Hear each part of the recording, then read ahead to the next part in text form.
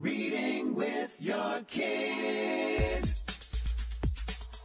Hola, niho, konnichiwa, assalamu alaikum, shalom, mahaba, mona miliwanji, namaste, jumbo,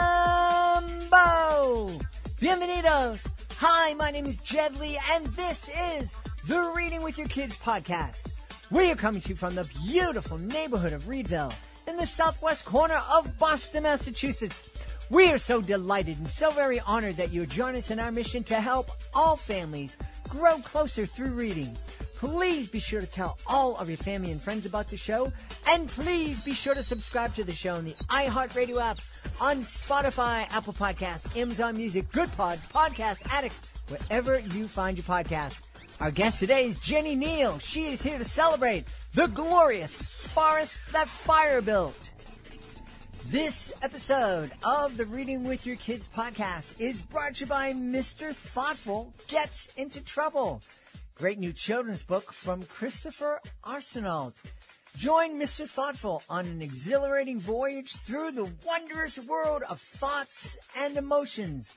Discover the magic of kindness and positivity as Mr. Thoughtful embarks on an adventure that not only sparks creativity, but also nurtures children's self-esteem, leaving young minds inspired and empowered. You are going to love meeting Mr. Thoughtful. He is your friendly guide through the world of thoughts and kindness. And you and your kids will both love joining in his adventure and discovering the power of positive thinking and the joy of choosing kindness over chaos. We love this book. You'll love it too. It's Mr. Thoughtful Gets Into Trouble by Christopher Arsenault. This episode of the Reading with Your Kids podcast is brought to you by Mickey on the Move. A great series of books from Michelle Wagner. We really love these books. You're going to love Mickey, the main character in both books, Mickey on the Move and Mickey on the Move Farming.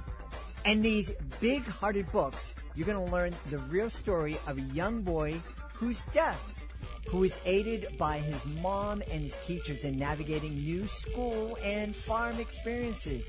Mickey is just like everyone else, except he wears cochlear implants and has to do things just a little differently than most kids.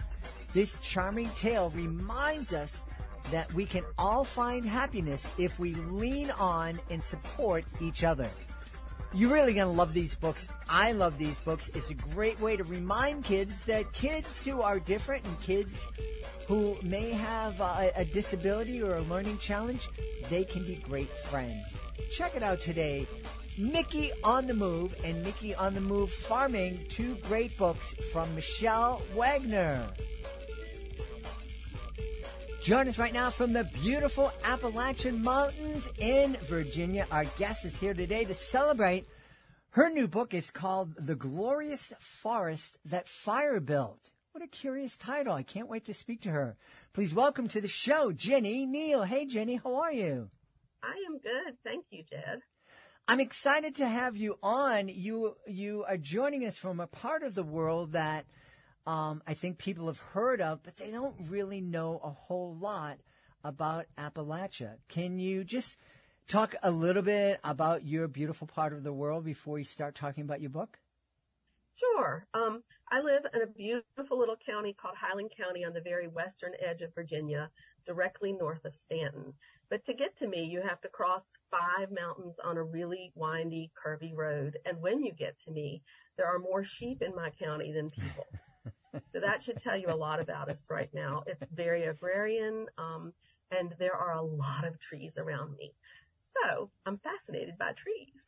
I bet you are. And this idea that a fire could build a glorious forest. Talk to us about that. Well, I'll back up and tell you a little bit about how I got interested in it, Sure. if that's okay. Yeah. And then that will lead to this. When I was in my early teens, I was a camper at a beautiful little camp in Virginia called Camp Hanover. And the leader of the camp, John Ensign, loved the forests around the camp. And so he gave us lots of tours of the woodlands that made up the property. And we always went through a pine forest and then emerged into a hardwood forest. And he always made a point to say, feel the temperature in this pine forest. Feel how hot it is in here. And then we would go out into the hardwood forest, and it would be 10 degrees cooler. And he would talk about how trees are the air conditioners of the earth. So that kind of got me interested in forests and the different makeups of forests. And then as I grew and moved to the Highland County, I began to see clear cutting going on the mountains, and started wondering about what happens to a forest when everything in the forest disappears. Well, a fire does the same thing. Mm-hmm. So fires are terrible. We are experiencing fires right now. And even today, as I speak to you, there's a little smoke in the air from some of those fires up in Canada. But fires also bring some things with them that are really necessary to forests. And that's one of the things that I learned. I live on the East Coast. I'm interested in eastern hardwood forests, but I know that they're also valuable to some specific fire-loving species on the West Coast, like California, where there are pine trees that can't germinate unless fire starts the process with the seeds. But on the East Coast, there are species that need the light that fires bring into a forest when they open up the forest canopy. And they can't really come to maturity unless that canopy is opened. So when I say glorious forest, I'm thinking about those eastern hardwood forests that are full of oaks and hickories and tulip poplars, and specifically the oaks, which need light to germinate. Fascinating. The forest is something.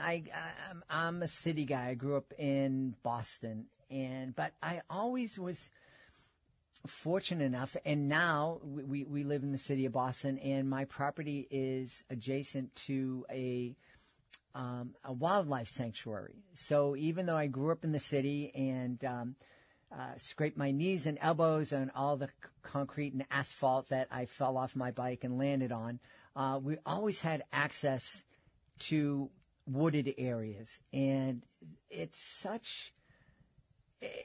I find the forest, the woods, such a magical place. It's calming, it's refreshing, it's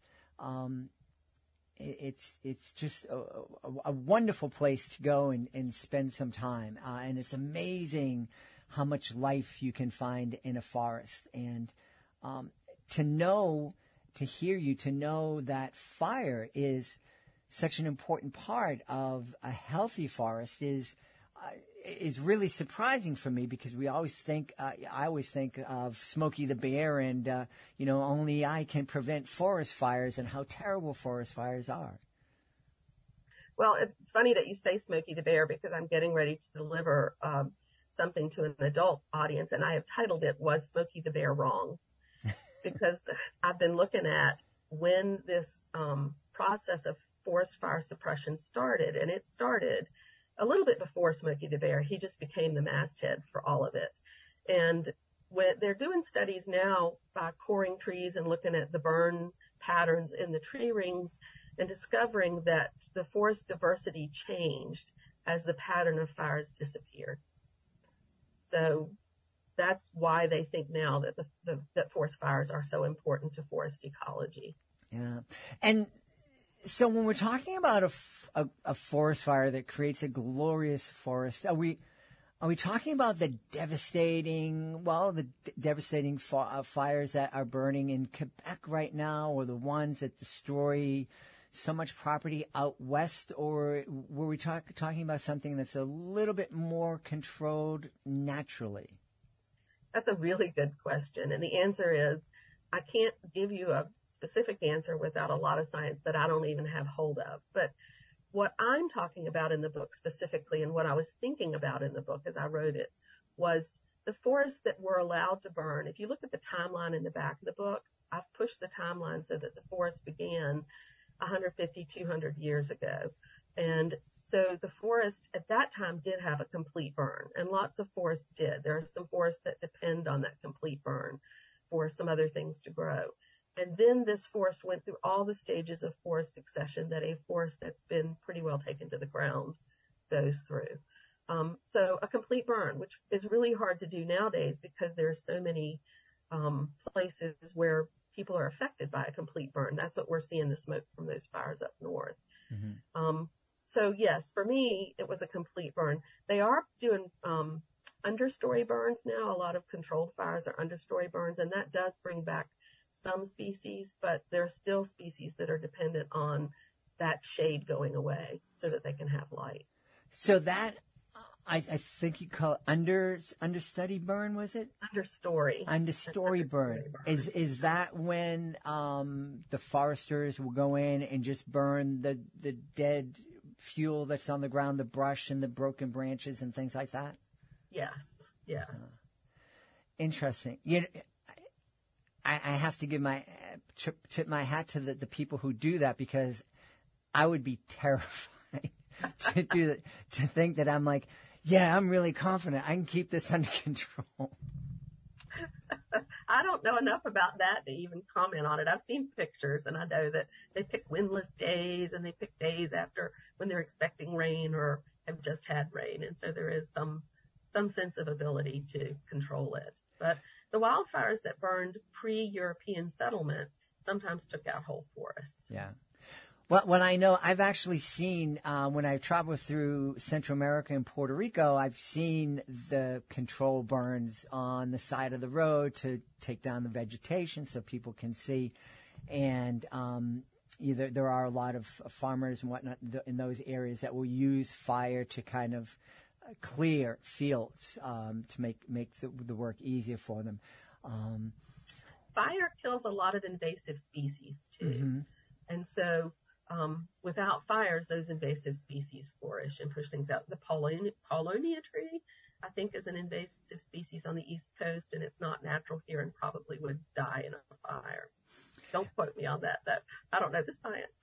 So what is it? Obviously, you have a love of the forest, but what was it that inspired you to write about forest fires? Well, because we're seeing a lot of them, I got curious about it. And I wrote the book originally years ago as a book about forest succession after a windstorm cleared out a forest. But then we began to see all these fires burning, and I got curious about what was that doing to the landscape. And when I did the research, I realized that's what I wanted to write about. I want people to see that even in the midst of all this devastation, and there is a lot of devastation. I had a former student who moved from California to Virginia because his house was burned down in a California fire. So I can't make light of that. But we always have to remember as humans that this is a large cycle, and that things happen that we don't always understand until much later when something devastating happens. It is interesting. You mentioned the word cycle, and I think one of the things that we forget here, or that we don't understand enough of, is that the earth is in a constant state of change, and it goes through these cycles, and it has been going through these cycles for eons, long before we've arrived here on the planet. How far back how far back do we understand of the Earth's climate? And I know I'm asking a big question, but if the world's existence and the cycles of the world would fill just one football field, how much do we know? Do we know half a field, or do we know 1 yard? I don't even know if that was an English question. I apologize. No, I get it. And the answer is, I don't think we know, but here's my guess. Of course we know as far back as we have written record. Mm-hmm. So that would be back, several thousand years. Mm-hmm.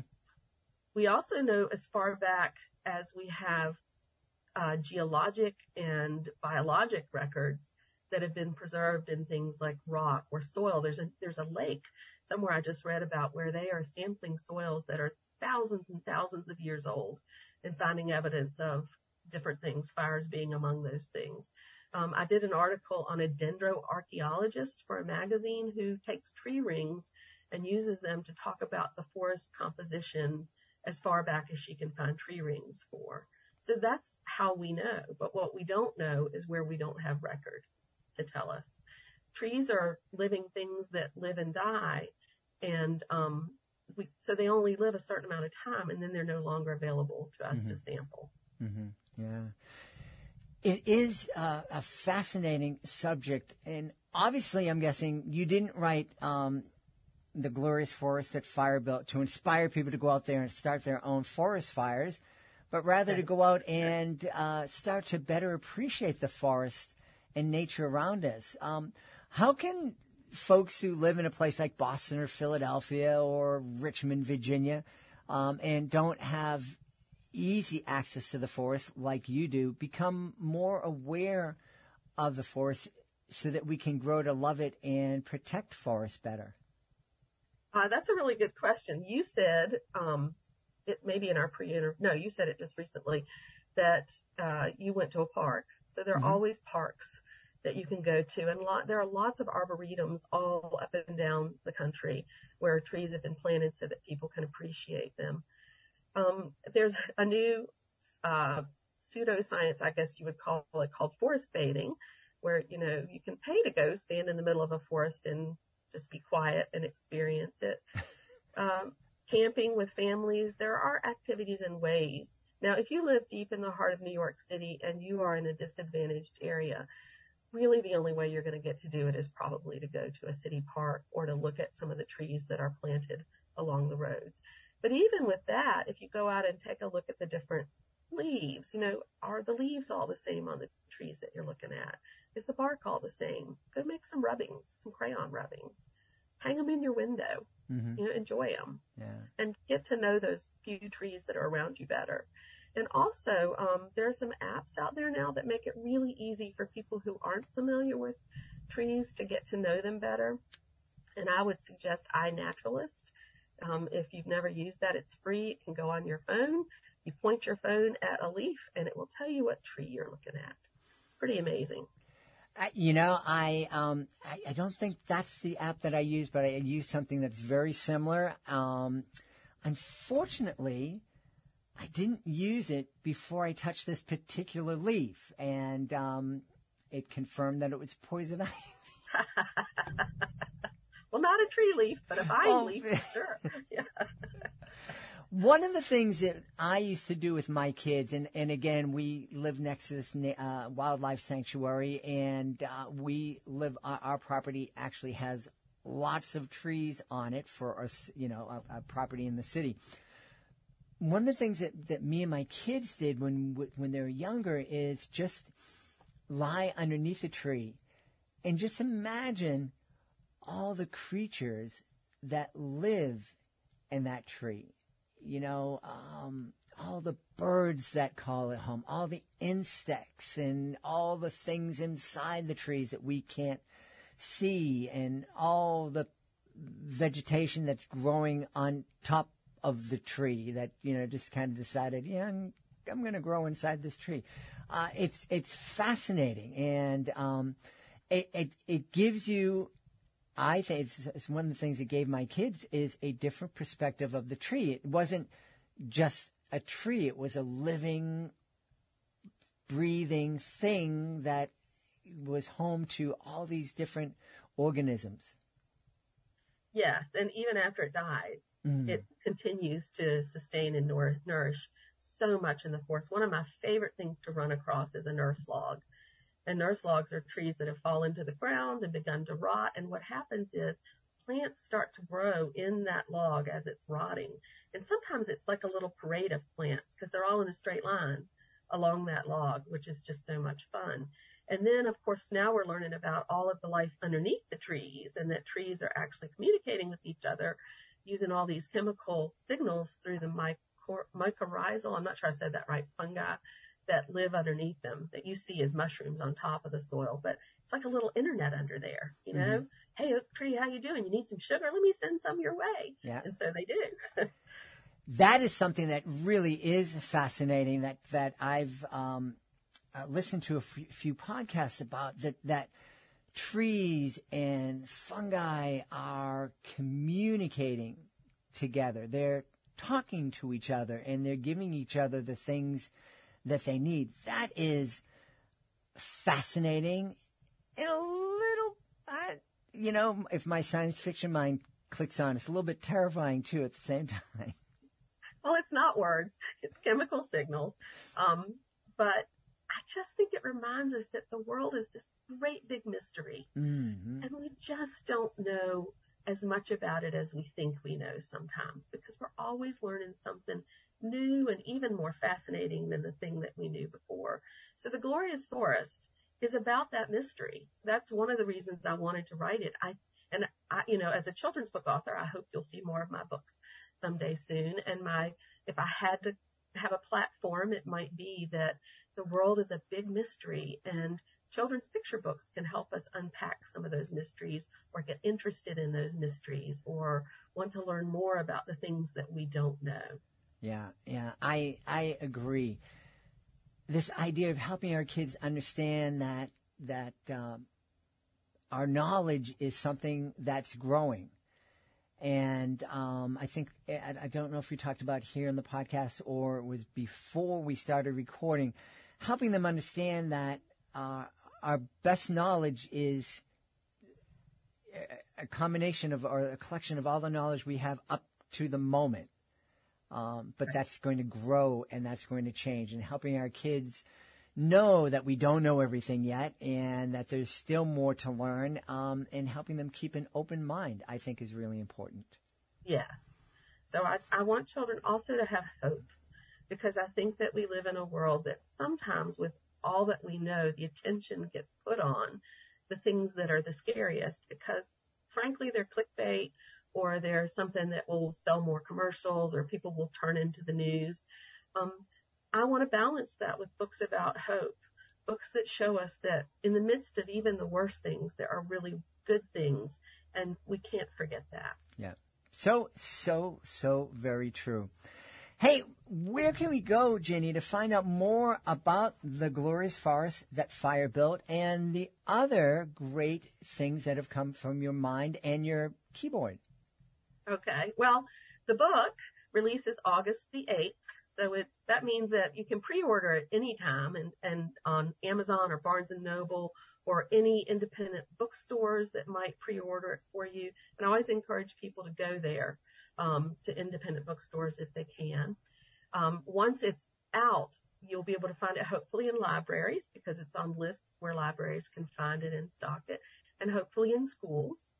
And then to see more of my writing, I've actually been writing. I retired from teaching in 2013, and then went back part-time, but I retired to write. And so as a result of that, I am a contributing editor for a great little magazine called Blue Ridge Country Magazine, which writes about all the mountains in 7 states on the East Coast. I write for Skip Guys, which is a Christian drama service, and so my stuff is there. And then I have a podcast. A blog, which is called The Singing Farm Wife. And if you Google that, it will get you to my blog. And then I have a website, which is my name, www.GinnyNeilWrites.com. And Ginny is spelled GINNYNEIL, Ginny Neil. We've had a wonderful time speaking to the author of The Glorious Forest That Fire Built. Our guest has been Ginny Neil. Hey, Ginny, thanks so much for being with us. Oh, Jed, thank you so much for hosting me and for all the wonderful things you do to promote children's books. Please be sure to join us for the next episode of the Reading with Your Kids podcast. Our guest will be Tonya Howard. She'll be here to celebrate Grumpy or Grateful, kids learning about gratitude. That's the next episode of the podcast. Want to thank the folks who made today's show so wonderful. Of course, we're going to start by thanking our guest, Ginny Neil. Please be sure to check out her beautiful book, The Glorious Forest That Fire Built.